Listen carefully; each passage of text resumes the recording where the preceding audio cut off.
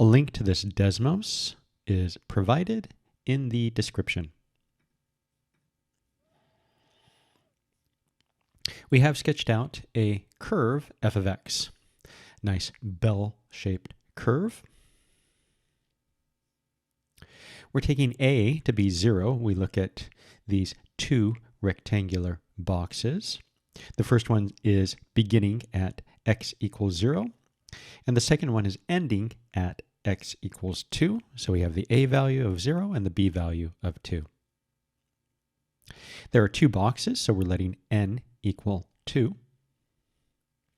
In this desmos, we can specify left, right, or midpoint Riemann approximations. We use a Riemann approximation to approximate an integral. The integral we can interpret as the area under the curve.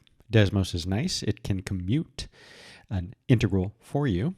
We know the value of a, we know the value of b, and we have a particular f of x. So this expression represents the area underneath the black curve over the interval 0 to 2, and it comes out to this value.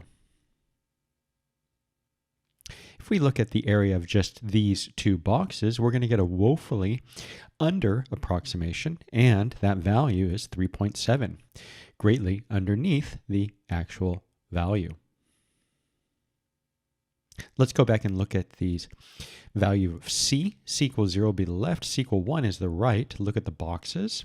We have n equal 2. We're dividing the interval 0 to 2 into two pieces, so that's the first subinterval 0 to 1, second subinterval 1 to 2. On the first subinterval 0 to 1, the right endpoint is 1. We look up above until we get to the graph. That provides us with a height. We use that height to find the height of the box over the first subinterval. Change the value of c.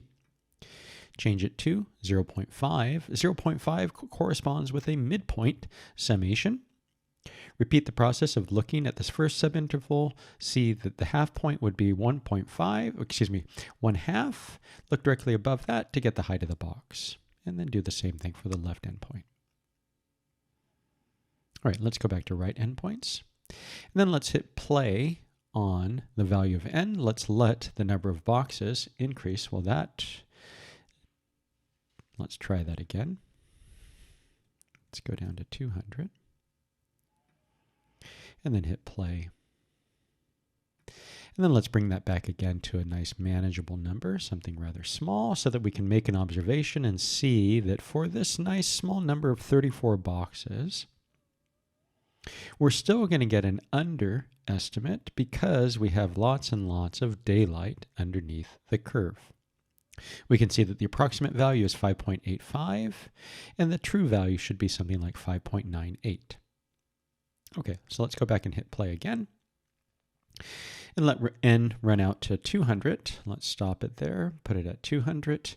Looks pretty good. However, even at this resolution, we can still see that there's a little bit of jagged edges. And we can still see that because of those jagged edges, we're not getting a very good approximation. It's still quite good, 5.9, 5.9, but the second decimal place is off. Let's take that out to 2000. And now, at this resolution, it looks all pretty good. However, Desmos is nice. We can go ahead and zoom in. And by zooming in, we can see that, yep, up here it's looking good. But as we get a curve, which has a steeper and steeper slope, we can see that there is indeed a little bit of daylight shining through. And then that's going to account for the variation in the approximation and the true value just by easy inspection being off.